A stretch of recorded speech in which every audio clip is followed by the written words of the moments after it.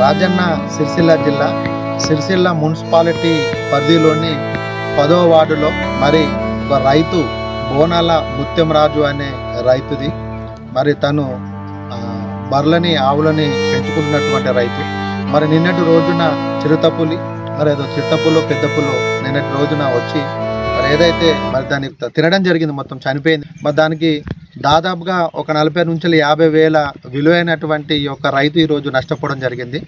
మరి అదే కాకుండా గతంలో ఒక 4 సంవత్సరాల ముందు మరి అదే విధంగా వాళ్ళ పొలం దగ్గరనే కట్టేసుకున్నటువంటి తరుణంలో రాత్రి అదే ఇంతకుముందు జరిగినటువంటి కొంచెం దూరం ప్లేస్లో కూడా మరి అప్పుడు కూడా అదే పెద్ద పెయ్యనే దాన్ని కూడా తినడం జరిగింది.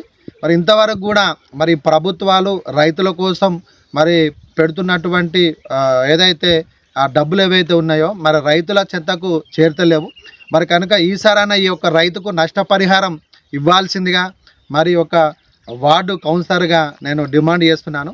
మరి అదే కాకుండా మరి ఏరియాలో ఉన్నటువంటి రైతులు కూడా అప్రమత్తంగా ఉండాలని చెప్పి మరి ఇటే అది తల్లి పిల్ల 2 ఆ పెద్ద పుల్లు తిరుగుతుందని చెప్పి ఇంతకుముందే ఫారెస్ట్ ఆఫీసర్ గారు కూడా చెప్పడం జరిగింది.